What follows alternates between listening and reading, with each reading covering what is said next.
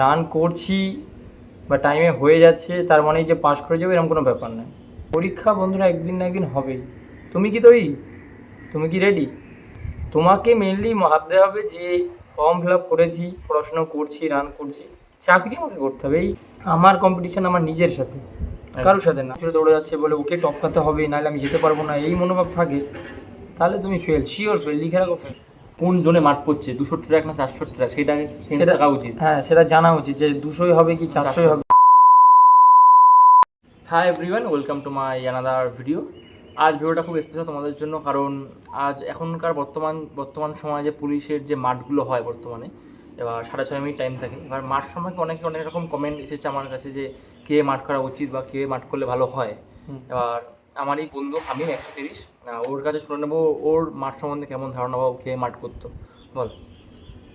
মাঠ করতে গেলে মেনলি যেটা লাগবে যে আমি রান করছি বা টাইমে হয়ে যাচ্ছে তার মানেই যে পাস করে যাবে এরকম কোনো ব্যাপার নয়। প্রথম কথা হচ্ছে নিজের মধ্যে একটা জেদ প্রথম থেকেই রাখতে হবে, নিজের মধ্যে একটা সেই জোশ প্রথম থেকেই থাকবে যে মাঠ আমার যেখানে পড়ুক, যখন পড়ুক, আর যবেই পড়ুক, পাস আমাকে করতে হবে এবং চাকরি আমাকে করতে হবে। এই মনোবল সবসময় মনে রাখতে হবে, ঠিক আছে? আর ওই আগের মতো সাবেকি মতবাদে দৌড়ালে হবে না।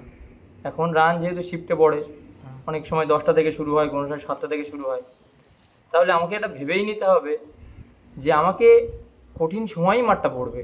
ওই যে সেই ভোর 5টায় উঠে দৌড়ে চলে আসলাম, 6টা, 6:30, 7টার মধ্যে বাড়ি চলে আসলাম, আর রানের সময় রান পড়লো আমার দ্বিতীয় শিফটে 10টা থেকে শুরু, সেখানে তখন নিজেরই ভয় লেগে যাবে যে আমি প্র্যাকটিস করলাম সকালবেলা আর এখন মাঠ পড়লো, আমি কখনো রোদে দৌড়াইনি, আমি কখনো বেলায় দৌড়াইনি, তাহলে আমার কি হবে? এই তখনই মনোবল মানুষের ভেঙে যায়, ঠিক আছে?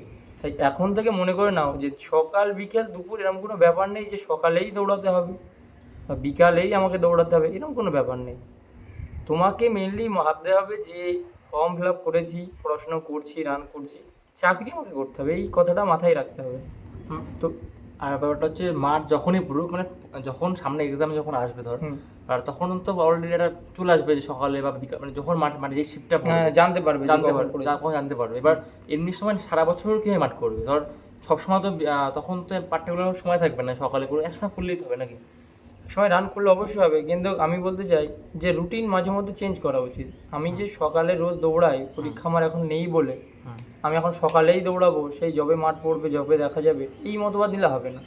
আমি সকালবেলা টাইম পেয়ে যেমন দৌড়াই, কিছুদিন এমন টাইম বার করো যে একটু লেটেই দৌড়াতে যাই, সেই 5:30, 6টায় রোজই উঠি যখন দৌড়াতে যাই, তাহলে কিছু মাঝে মধ্যে এরকমও প্র্যাকটিস করা উচিত যে 8টা থেকে দৌড়াতে যাই, 9টা থেকে আস্তে আস্তে টুকটুক করেই দৌড়াই, যে আমার টাইম দেখেই দৌড়ে যেতে হবে রোজ বা টাইমের মধ্যে ঢুকতে হবে রোজ, এরকম কোনো ব্যাপার নেই। দৌড়টা চালু থাক, প্র্যাকটিসটা বজায় থাক, শরীর সেই কন্ট্রোল ক্ষমতা আস্তে আস্তে আসুক, তাহলে বন্ধুরা দেখবে রান নিয়ে কোনো চিন্তা থাকবে না। আর ওই যে এখন পরীক্ষা দিচ্ছি, পাস করি কি দেখি, বা পাস হবে কি জানি না, বা পরীক্ষা হবে কি জানি না, কি হচ্ছে, পরীক্ষা বন্ধুরা একদিন না একদিন হবেই। তুমি কি তৈরি? তুমি কি রেডি যে তুমি একবারে পরীক্ষা দেবে আর একবারে চাকরি পেয়ে যাবে, এরকম কনফিডেন্স আছে সবার মধ্যে? না। এটা যে 100-এ 100 পাবে তারও গ্যারান্টি নেই, তারও ক্ষমতা নেই। যে 4.5 মিনিটে 5.5 মিনিটে রান করে তারও ক্ষমতা নেই যে সে পাস করবে কিনা। তার কারণ শরীর কেমন থাকে, সিচুয়েশান কেমন থাকে, মনোবল কেমন থাকে, আমার সব কিছুকে মেনটেন করে আমরা রান করি। আজকে আমি 4.5 মিনিটে কি আমরা 5.5 মিনিটে করলাম, তার মানে এই কি যে আমি 2 মাস পরেও 5.5 মিনিটের আগে করে দেবো? গ্যারান্টি আছে কোনো? চোট হতে পারে। প্র্যাকটিস না থাকে তাহলে ওটা প্র্যাকটিস না থাকলে কখনোই সম্ভব না। তোমার ওজন এখন একরকম আছে, পরীক্ষার সময় হয়তো ওজনটা বেড়ে গেল বা ওজনটা কোনো কারণে কমে গেল, তুমি চান্স পেলে না, তখন কী করবে? তাই এটা সবসময়ই মনে রাখতে হবে যে ডিফেন্সে যেতে গেলে যেইগুলো আমার দরকারি সেগুলো সব সময় আমাকে চেষ্টা করতে হবে ফুলফিল করা। আমার হাইটে হচ্ছে না, তাহলে আমাকে চেষ্টা করতে হবে যে হাইটে হচ্ছে না একটুখানির জন্য, তাহলে হাইটটা কীভাবে বাড়ে সেই চিন্তা ভাবনা রাখতে হবে। আমি রানে হচ্ছে না, তাহলে আমার চিন্তা রাখতে হবে রানটা রিকভারি করতে হবে। কারো পরীক্ষায় হচ্ছে না, কারো পড়াশোনা হচ্ছে না, তাদেরকে চিন্তা করতে হবে যে পড়াটাও চালু রাখতে হবে।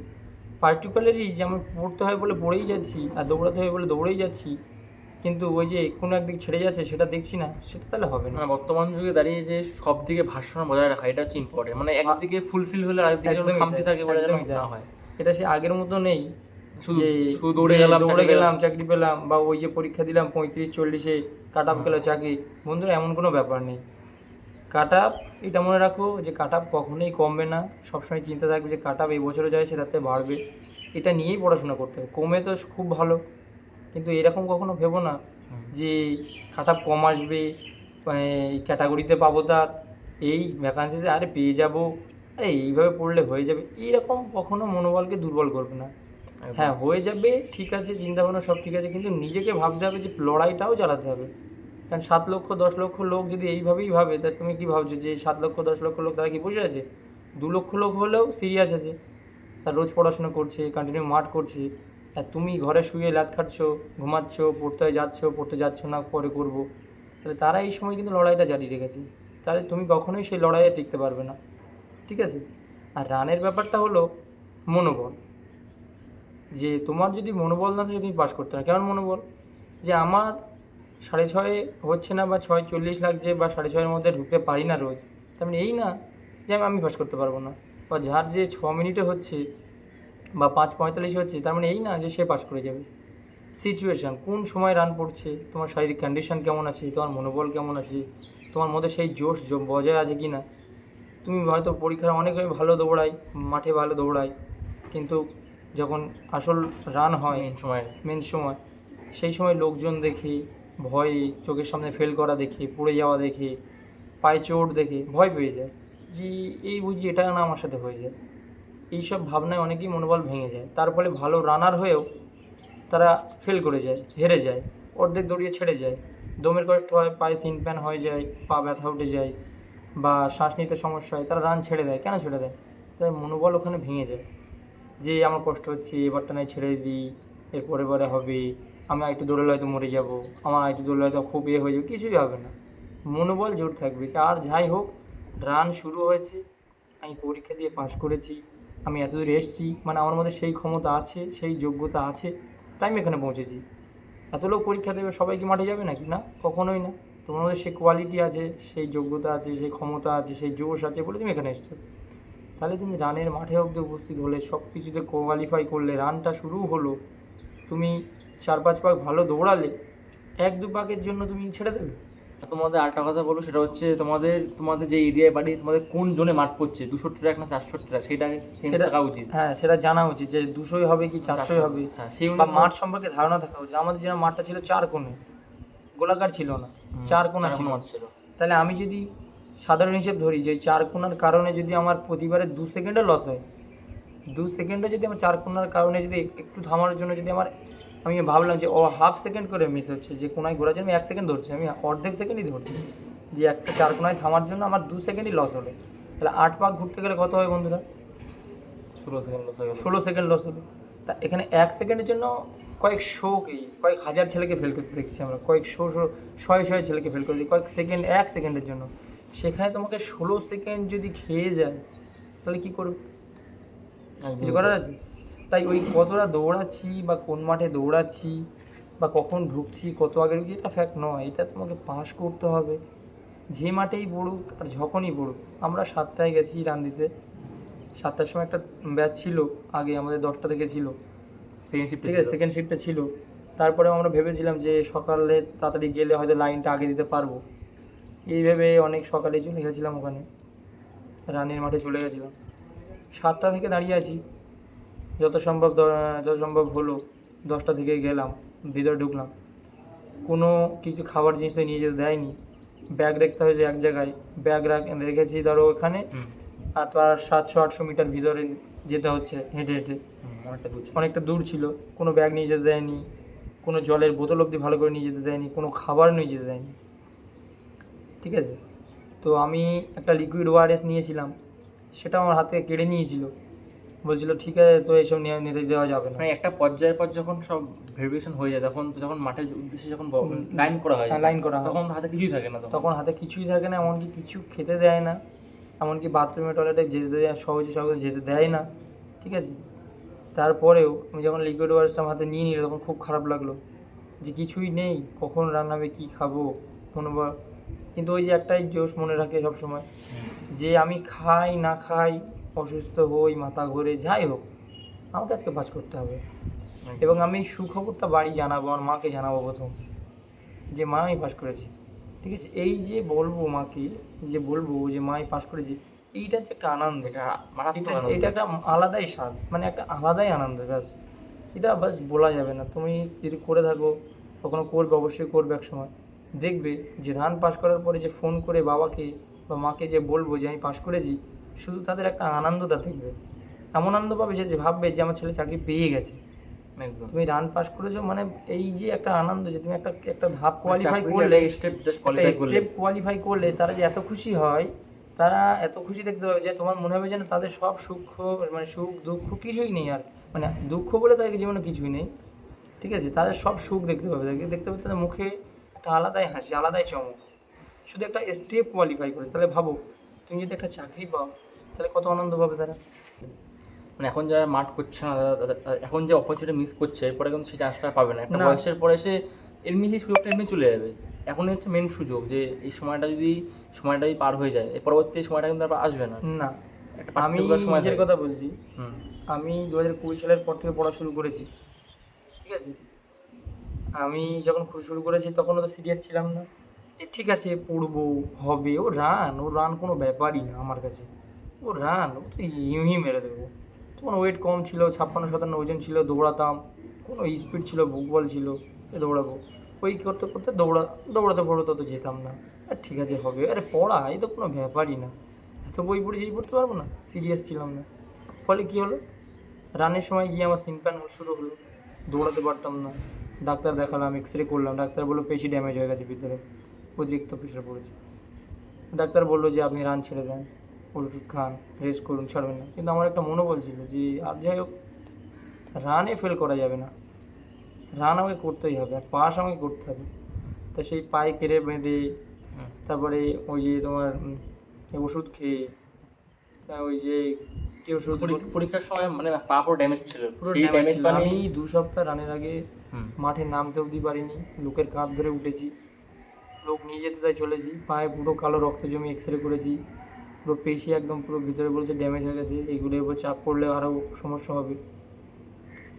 অনেক পেন কিলার খেয়েছি, কোনো কাজ হয়নি, ঠিক আছে। তারপরে মনোবল নিয়ে আমার বাবা বললো যেতে হবে না, ফার্স্ট টাইম পরীক্ষা এরম হয়, একবারই তা সবার চাকরি হয় না। হুম।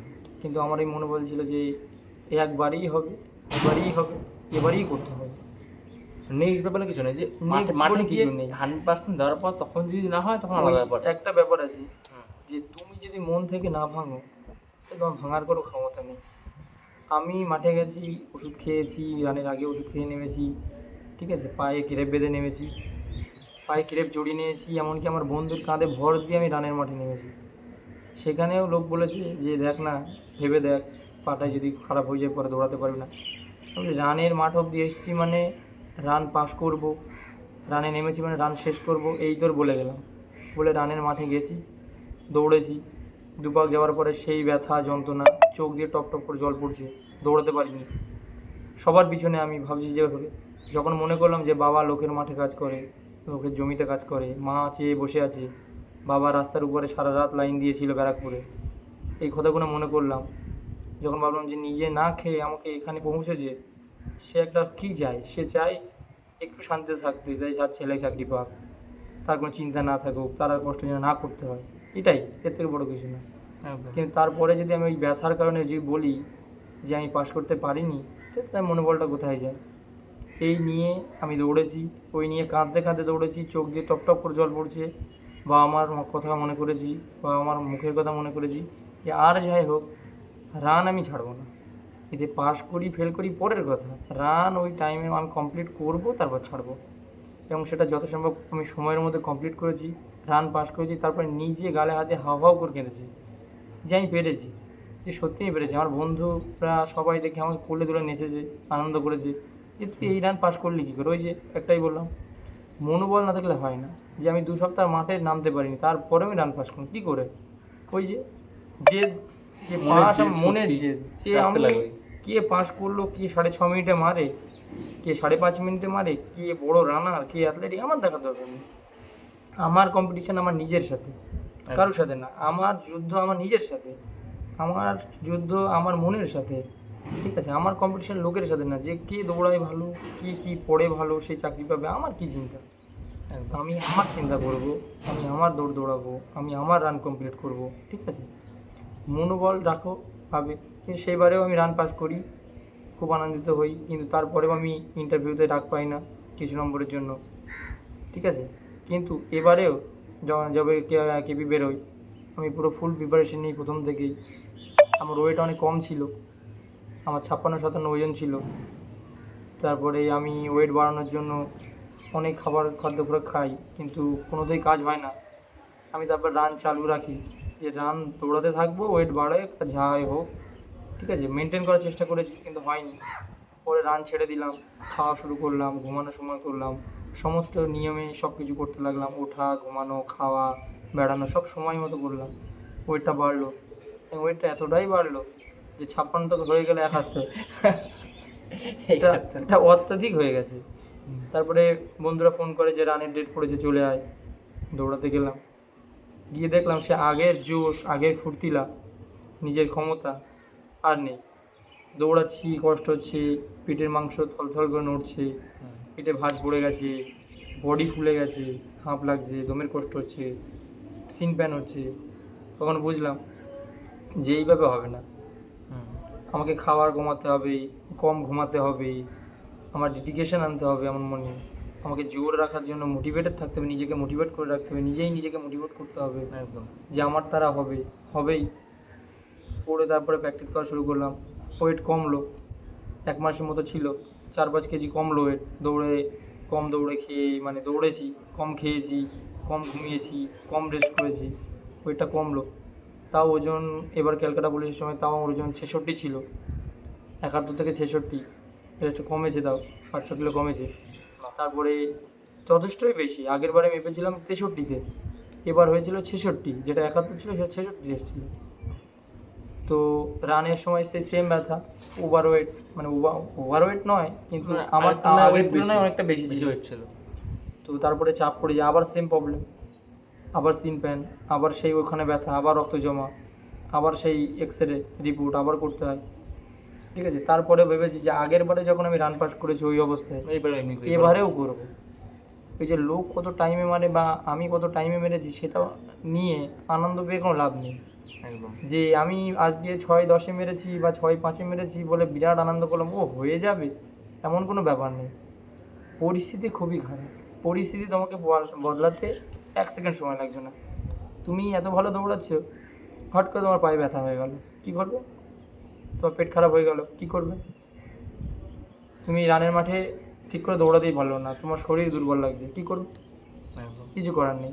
তোমার তখন একটা জিনিসই কাজে যাবে, সেটা তোমার মনোবল, যে আগে পেরেছি, এখনও পারবো, এবং এখনও ক্ষমতাটা কী পারবে। আর দৌড়ের আগে যেটা ভিডিওটা বলা উচিত, যেটা জিনিসটা মানে সবাই যেন একটু সেফটি থাকে, যেন এদিক ওদিক না যায়, খাওয়া দাওয়া কন্ট্রোল করে। খাওয়া দাওয়া কন্ট্রোল করতে হবে, যা তাই খাবার খাওয়া যাবে না, যেখানে সেখানে যাওয়া যাবে না।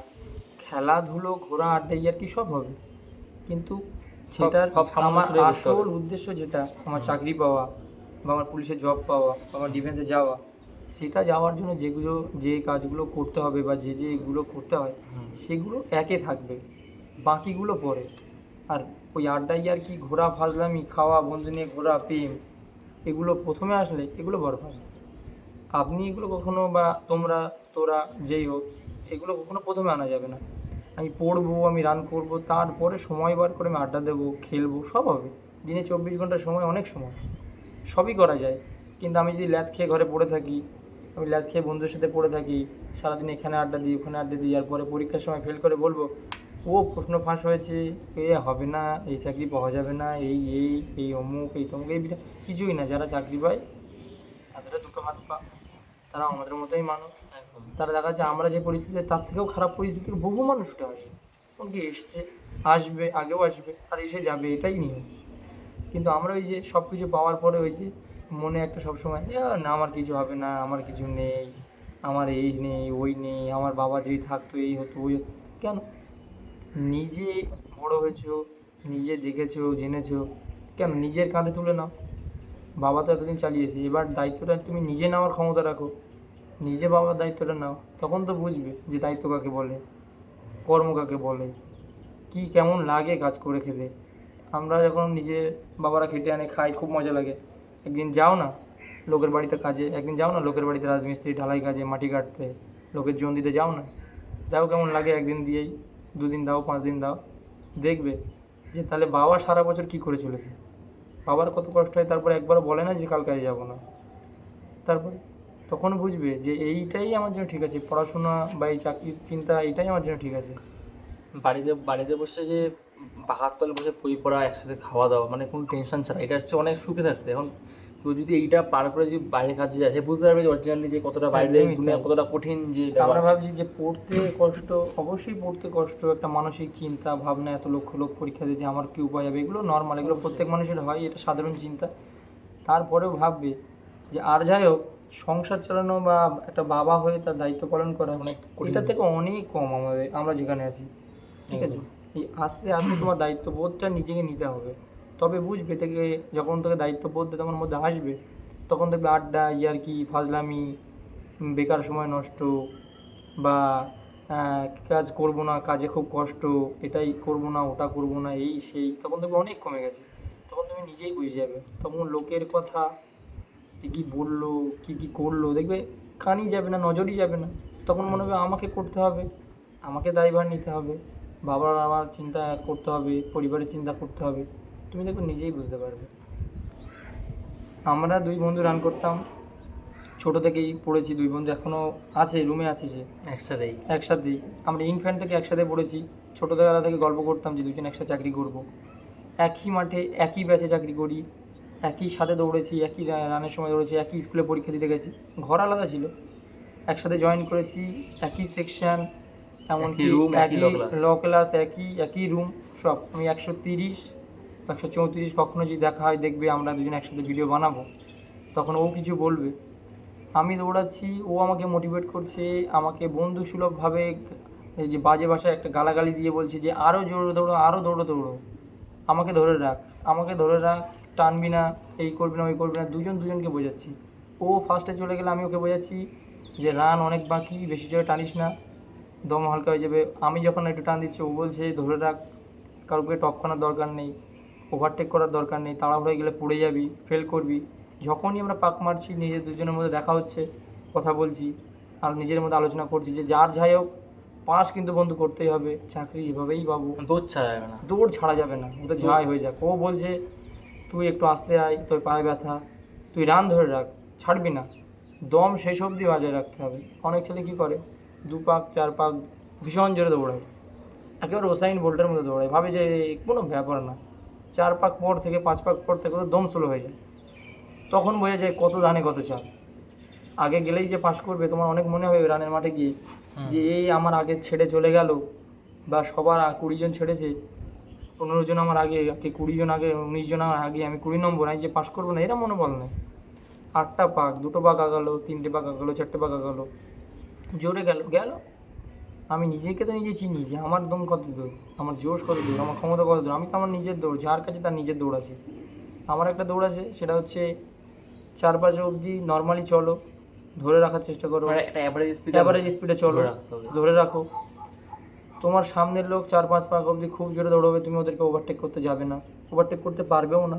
তুমি যত ওকে ওভারটেক করতে দেবো, আরও জোরে দৌড়াবে, ওকে ধরার জন্য তোমাকে আরও জোরে দৌড়াতে হবে, এখানে তোমার দম লস হয়ে দমটা যাবে। নষ্ট হয়ে যাবে। এখানে ওকে কারোর সাথে আমার কম্পিটিশন, আমার টাইম আছে, সময়ের সাথে আমার টাইম competition। হচ্ছে 6 মিনিট 30 সেকেন্ড, তার মধ্যে ঢোকা নেই কোথাও। আমার ফাইটটা হচ্ছে টাইমের সাথে, যে আমার ওই টাইমের মধ্যে ঢুকতে হবে, এদের সাথে আমার ফাইট না। একদম। এরা যদি 20 জনও পাস করে, আমার কোনো চিন্তা নেই, আমার কোনো ব্যাপার নেই। যেটা 20 জন পাস করেছে বলে আমি চাকরি পাবো না, বা এরা 20 জন পাস করেছে বলে বিরাট বড় লস হলো, কিছুই না। এরা 20 জন পাস করলো, এরা যদি 20 জন পাস করলো না, আমার দেখার দরকার নেই, আমাকে পাস করতে হবে এবং আমি পাস করব, এই কনফিডেন্স সবসময় থাকতে হবে। আমি তো দৌড়াচ্ছি, আমার আগে তো 16 জন 18 জন দৌড়াচ্ছে, আমি তো 19 নম্বর 20 নম্বরে 3 পাক 4 পাক অবধি দিয়েছি। তো তারপর আমি কি ভেবেছি যে আমি হেরে যাবো, পড়ে যাবো না? একদম। আমি জানি যে ওরা 4 পাক দৌড়াচ্ছে ঠিকই, কিন্তু ওদের একটু হলেও যে গতি স্লো হবে, আর যেই গতিটা স্লো হবে তখন থেকে আমার স্টেপ বাড়বে, আমার স্পিডটা বাড়বে। তখন দেখবে সে আমার পাশ দিয়ে অতি নিমেষেই কেটে যাচ্ছে, আমি তাকে ওভারটেক করে চলে যাচ্ছি, তার ক্ষমতা নেই আমাকে আর ধরে রাখার। আর তুমি যদি ওদের চিন্তায় পড়ে, ও দৌড়াচ্ছে, ও জোরে যাচ্ছে, বা ও খুব জোরে দৌড়ে যাচ্ছে বলে ওকে টপকাতে হবে, নাহলে আমি যেতে পারবো না, এই মনোভাব থাকে, তাহলে তুমি ফেল, শিওর ফেল, লিখে রাখো ফেল। কাউকে রানের মাঠে ধরার চেষ্টা করবে না, কারো ওভারটেক করার চেষ্টা করবে যে আমি ওকে ওভারটেক করতেই হবে, এরম না।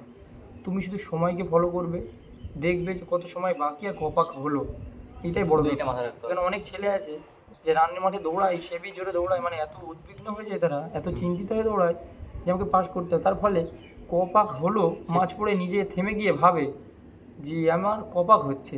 ঠিক আছে, তোমার রান, তুমি যখন মাঠে যাবে তোমার চোখের সামনে অনেকেই দেখবে ফেল করবে, অনেকেই পাস করবে। দেখবে যে আমরা এত সময় নষ্ট করি বা এত টাইম পেয়েও কিছু করি না, তখন ওখানে দেখবে 1 সেকেন্ডের কত মূল্য, একটা সেকেন্ডের কত দাম। বাস 1 ফুট, 1 ফুট, 1 ফুটেরও কম, 1 ইঞ্চি 2 ইঞ্চির জন্য ফেল করবে। কেমন ফেল করবে? চোখের ইশারাতেই আমরা দেখবো ওরা পাস, ওরা চোখের ইশারাতে আমরা দেখবো যে পাস, ঢুকে গেছে, বাঁশি বাজার আগে ঢুকে গেছে। কিন্তু ওটা যখন কম্পিউটারের চিপটা নিয়ে দেখা হবে তখন দেখবে যে কয়েক মাইক্রো সেকেন্ড, মিলি সেকেন্ডের জন্য ফেল করেছে। আমাদের এখানে যেমন অনেকে আছে সামান্য মিলি সেকেন্ডের জন্য পাস মিলি করেছে, সেকেন্ডের জন্য ফেল করবে, ফেলও করে আবার। 6:30 টাইম মানে 6:30 অবধিই তোমাকে রাখবে। যদি কিছু মিলি সেকেন্ডে, মাইক্রো সেকেন্ডে বেড়েও যায়, তাও তুমি ফেল বলেই গণ্য হবে, তুমি পাস করবে না। তাই এটা সবসময় মস্তিষ্কে রাখবে যে আমাকে পাস করতে হবে। এই পাস করতে হবে তাই বলে এরম চিন্তা করো যে পাস করতেই হবে বলেই প্রথম থেকেই জোরে দৌড়াবো, এরম করতে চাও না। তোমরা ভিডিওটা দেখে আশা করি অনেক কিছু শিখলে। অনেক কঠিন কঠিন সময়কে মাঠ করতে হবে বা মনোবল একদিন ভাঙা যাবে না। ভিডিওটা বেশি বড় করবো না, অলরেডি অনেকটা বড় হয়ে গেছে। দেখা হচ্ছে পরবর্তী ভিডিওতে। জয় হিন্দ, বন্দে মাতরম।